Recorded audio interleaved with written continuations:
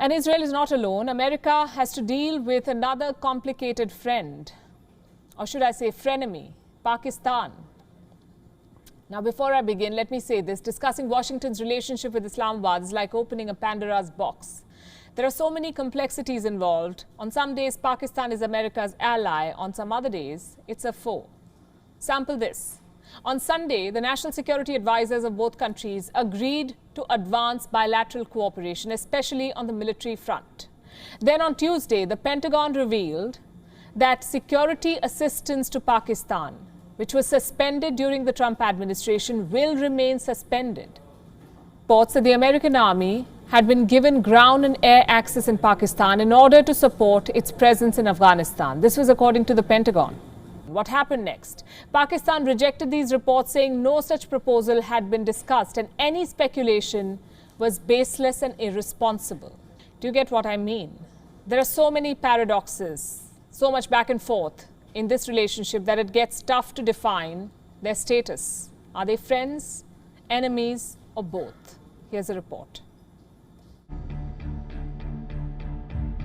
It was a long-awaited icebreaker on Sunday. America's National Security Advisor Jake Sullivan met his Pakistani counterpart, Mueed Yusuf, in Geneva. This was the first high-level meeting between the two countries since the Biden administration took office. Bilateral relations were on top of the agenda, but India and Afghanistan were also discussed at length. Reports say Pakistan's NSA complained about lesser engagement with Pakistan and more with India. Sullivan is said to have downplayed the concerns and promised sustained engagement. The very next day, it seemed like a reset had begun. Reports emerged that the American military had been given air and ground access in Pakistan, outlining his assessment of Pakistan's importance for the US.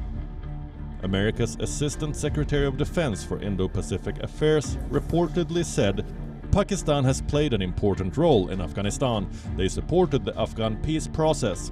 Pakistan also has allowed us to have overflight and access to be able to support our military presence in Afghanistan." The Pakistan Foreign Office was quick to reject these claims.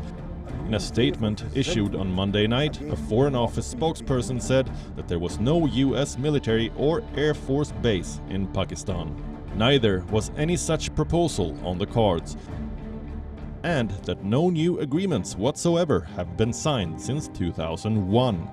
This rebuttal may not have gone down well with the Pentagon. Within 24 hours, reports emerged that the status of US security assistance to Pakistan is not going to change.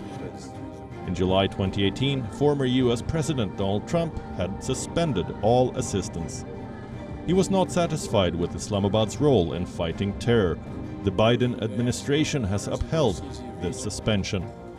The significance of this move cannot be overstated. It shows how America is still wary of bringing Pakistan closer. This is partly due to Pakistan's destabilizing policies in Afghanistan and partly due to its alignment with China. Today, Beijing is Islamabad's biggest ally, not Washington. Beijing is also a threat to American interests in South Asia.